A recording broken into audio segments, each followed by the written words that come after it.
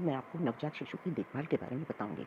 याद रखें, शिशु को गर्म रखें। जन्म के 1 घंटे के भीतर स्तनपान शुरू करें। शिशु को केवल माँ का दूध ही पिलाएं। पहले 48 घंटे तक शिशु को स्नान न करें। नाल को सूखा रखें। शिशु को बीमार लोगों से दूर रखें। यदि वजन 2.5 किलो से कम है तो उसका विशेष ध्यान दें।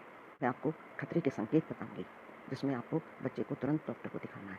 यदि बच्चा माँ का दूध न पिए, उसे दौरे पड़े या ऐंठन हो, सांस की गति 60 प्रति मिनट से ज़्यादा हो, सांस लेते समय छाती का धंसना हो, कांख या बगल का तापमान 37.5 डिग्री सेल्सियस या उससे ज़्यादा हो या छूने पर गर्म लगे, कांख या बदल का तापमान 35.5 डिग्री सेल्सियस या उससे कम हो, छूने पर ठंडा लगे, केवल उकसाने पर ही हलचल करें या हलचल बिल्कुल ना करें। 6 सप्ताह के पश्चात बच्चे की जांचों के बारे में बताती हूँ। देखें, क्या बच्चा बीमार है, उसका स्तनपान जारी है या नहीं, तथा उसको खाना दिया जा रहा है या नहीं। आंगनवाड़ी कार्यकर्ता द्वारा उसका वजन लेना, विकास वृद्धि की जांच करना, व टीकाकरण की स्थिति की जांच करना, विटामिन ए का सिरप देना, खसरे का टीका लगा होना, ओआरएस का घर पर होना तथा आयरन फोलिक एसिड सिरप का घर पर होना, यह आवश्यक है। अब मैं आपको दस्त की रोकथाम के बारे में बताऊंगी। खाना पकाने और खिलाने से पहले, शौच के बाद, बच्चे का मल साफ करने के बाद अपने दोनों हाथ साबुन से धोएं। यह सुनिश्चित करें कि पीने का पानी साफ हो तथा उसे साफ ढके हुए बर्तन में ही रखें। यह सुनिश्चित करें कि बच्चे का वातावरण स्वच्छ हो तथा बच्चे के हाथ अक्सर धोएं। हमेशा शौचालय का प्रयोग करें। खुले में शौच न करें। बच्चे के मल का सुरक्षित निपटारा करें। यदि बच्चे को दस्त हो जाए तो ओआरएस का पैकेट 1 लीटर पानी, साफ पानी में अच्छी तरह से घोलें। दस्त शुरू होते ही और हर दस्त के बाद ओआरएस का घोल पिलाएं। जिंक की गोली 1 चम्मच पीने के पानी या माँ के दूध में घोलकर 14 दिनों तक पिलाएं। दस्त के दौरान एवं दस्त के बाद बच्चे को माँ का दूध और ऊपरी आहार देना जारी रखें। अब मैं आपको निमोनिया की रोकथाम के बारे में बताऊंगी। सर्दियों में बच्चे को ऊनी कपड़े पहनाएं तथा जमीन पर नंगे पांव न चलने दें। नवजात शिशु के शरीर को कभी खुला न छोड़ें।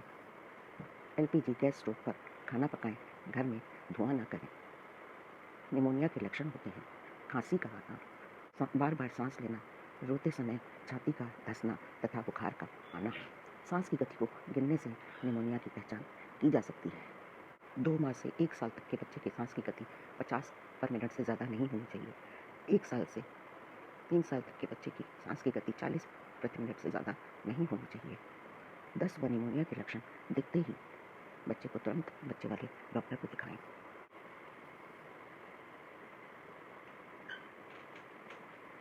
अब मैं आपको बच्चे के पोषण के बारे में बताऊंगी। शिशु को स्तनपान कराना, उसके साथ खेलना तथा बात करना उसके विकास में सहायक होता है तथा उससे शारीरिक एवं बौद्धिक क्षमताओं का विकास होता है।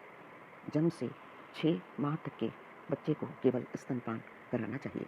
जन्म के समय शिशु का पाचन तंत्र पूरी तरह से विकसित नहीं होता, इसलिए वह केवल माँ का दूध ही पचा सकता है। कभी कभी बच्चा इसलिए रोता है क्योंकि उसे आपकी गोदी की गर्माहट की आवश्यकता होती है। अपने नवजात शिशु को अपने शरीर से चिपका कर रखें। अपना दूध पिलाते समय बच्चे की ओर देखकर मुस्कुराएं, उससे बातें करें।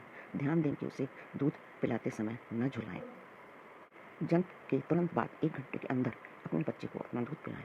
ऐसा करने से आपका बच्चा आपका दूध पी पाएगा और उससे आपका लगाव बढ़ेगा। माँ का पहला गाढ़ा पीला दूध बच्चे को रोगों से लड़ने की ताकत प्रदान करता है। दिन हो या रात बच्चे को उसकी आवश्यकतानुसार अपना दूध पिलाएं। बार बार दूध पिलाने से माँ के दूध की मात्रा बढ़ती है। माँ के दूध में पानी व पोषक तत्वों की मात्रा पूरी होती है, इसलिए पहले 6 महीने में केवल माँ का दूध ही दें।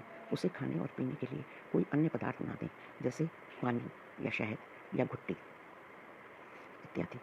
बीमारी के दौरान 6 माह से छोटे बच्चे को केवल अपना दूध ही पिलाएं। यदि आपका बच्चा 6 महीने से बड़ा है तो उसे माँ के दूध के साथ साथ अन्य खाद्य पदार्थ थोड़ी थोड़ी मात्रा में अधिक बार दें। माँ का दूध पीने से मस्तिष्क के विकास में सहायता मिलती है। अब मैं आपको बच्चे के पोषण के बारे में बताऊंगी। 6 माह तक के बच्चे के पोषण के बारे में: पहला, स्तनपान जारी रखें। 6 माह पूरा हो जाने पर 2-3 चम्मच अच्छी तरह से मसला हुआ खाना दिन में 2-3 बार दें। खाद्य पदार्थों से एक एक करके परिचित कराएं, जैसे मसला हुआ फल, सब्जी, अनाज व दालें। धीरे धीरे खाने की मात्रा बढ़ाएं। बच्चे को आयरन सिरप दें ताकि उसे एनीमिया से बचाया जा सके और उसका शारीरिक और मानसिक विकास पूरी तरह से हो सके। 6 से 9 माह तक के बच्चे के बारे में स्तनपान जारी रखें, खाने का गाढ़ापन बढ़ाएँ और बच्चे को दिन में 3-4 बार खाने को दें। दिन में 2-3 बार खाने को दें और 1-2 बार नाश्ता दें। भोजन की मात्रा और विविधता बढ़ाएँ। एक बार में एक नए खाने की शुरुआत करें, जैसे कि खिचड़ी, दलिया इत्यादि। बच्चे के खाने में कम से कम 4 तरह के खाद्य पदार्थों का प्रयोग करें। उदाहरण के लिए पहला अनाज, दूसरा हरे पत्तेदार सब्जियां व फल, तीसरा घी, तेल व तिलहन, चौथा मसली हुई दाल। आयरन का सिरप दें ताकि उसे एनीमिया से बचाया जा सके और उसका शारीरिक और मानसिक विकास पूरी तरह हो सके। 9 से 12 माह तक के बच्चे को स्तनपान जारी रखें। 9 महीने पूरा होने पर कम से कम आधा कटोरी खाना दें, जिसे चबाने की आवश्यकता पड़े। 12 महीने का होने पर परिवार के लिए बने भोजन से 3/4 से 1 कटोरी तक खाना दिन में 3 से 4 बार दें। इसके साथ-साथ दिन में 1-2 बार नाश्ता भी दें। बच्चे को बारीक व महीन कटा व नरम पका हुआ खाना दें। उसे अपने आप खाने दें, चाहे वह उसके साथ खेलते हुए खाएँ। आँखों की रोशनी तेज करने के लिए विटामिन ए का घोल पिलाएँ। बच्चे को आयरन का सिरप दें ताकि उसे एनीमिया से बचाया जा सके और उसका शारीरिक और मानसिक विकास पूरी तरह हो सके। अब सामान्य सलाह, खाना बनाने व खाना खिलाने से पहले हाथ साबुन से धोएँ। सब्जियाँ और फलों को अच्छी तरह से धोकर ही प्रयोग करें। खाना अच्छी तरह से पकाएं, साफ पानी का प्रयोग करें। बचे हुए खाने को दोबारा प्रयोग न करें, उसे फेंक दें। केवल आयोडीन युक्त नमक का ही प्रयोग करें। आयोडीन बच्चे के मस्तिष्क के विकास के लिए एक आवश्यक पोषक तत्व है। बच्चे को आयरन का सिरप दें ताकि उसे एनीमिया से बचाया जा सके और उसका शारीरिक व मानसिक विकास पूरी तरह से हो। 2 साल तक के बच्चे को स्तनपान कम से कम 2 साल तक जारी रखें।